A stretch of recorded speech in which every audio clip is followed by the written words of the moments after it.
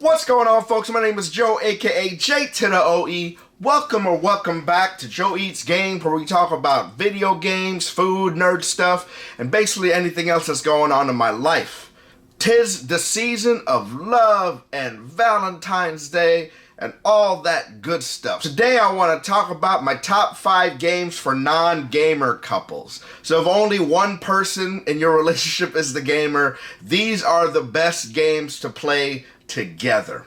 Before we get started, don't forget to hit like and subscribe and let me know in the comment section what is your favorite game to play as a couple. So all these games are something called couch co-op, which means both of you guys are on the couch, you're playing on one system and on one TV, and we're gonna start off with Burger Time Party. Burger Time Party is actually up to 4 players, so you can, have a party.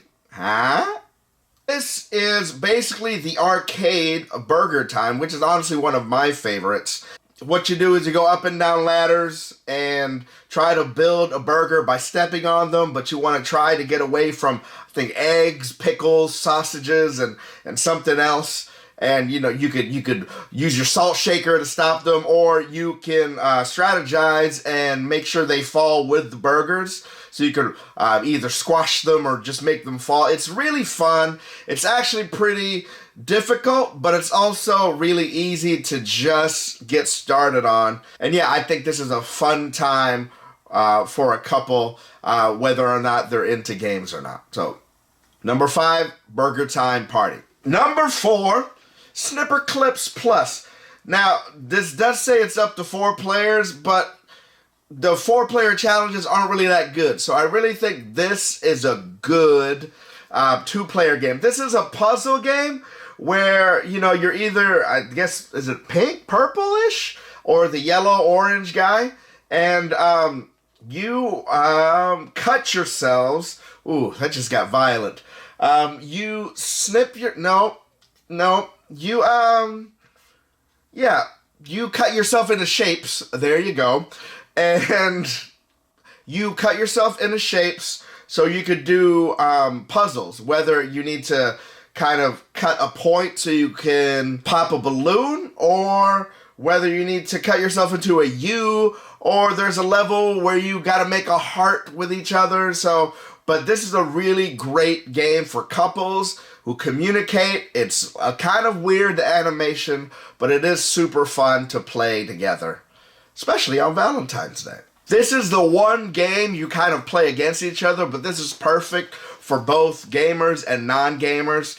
Super Mario Jamboree. Now, you could play Super Mario Party or Mario Party All-Stars. All of that is great, but my favorite out of all of that is the newest one, which is Super Mario Party Jamboree. So this is a board game, kind of, but in the Mario style. You get to pick Mario characters. You have different types of board games, whether you could be like near a Western train set, you could be in a mall, you could be near a volcano.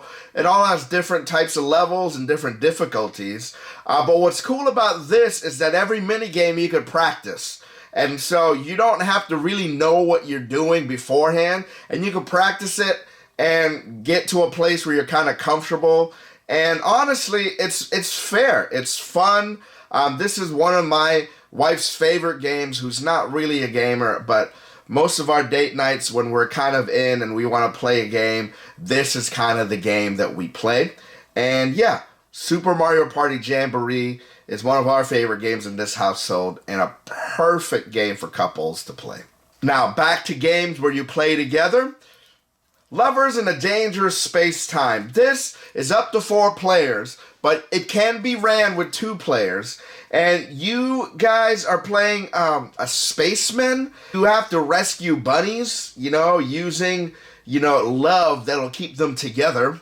And you're controlling a ship with like 6 different controls, and you have to go and do different types of controls, whether you have to fly or use weapons or shields, and you guys have to work together to capture bunnies in the name of love. And that is sweet. It's a really fun gameplay, especially for 2 players. You guys are working together, communicating really well, and yeah, it's really fun. Even when you fail, it's just fun. Have I said fun enough for this part of the video. But yeah, Lovers in a Dangerous Space-Time, great game. And my favorite game for non-gamer couples is It Takes Two. It Takes Two is a game that's only co-op. You cannot play this by yourself, and you have to work together because it takes two to play. And you have to work together to save yourselves. So you are a married couple on the brink of divorce. Your child wishes you into these little dolls, and you have to find ways to turn back into a human. That's all I'll say. There is just one traumatizing elephant moment. But what's really cool here is whether you're a really hardcore gamer or you don't really play games that much, this is still a really good game. My wife enjoyed playing this game with me, and it was just really fun. The story is really sweet.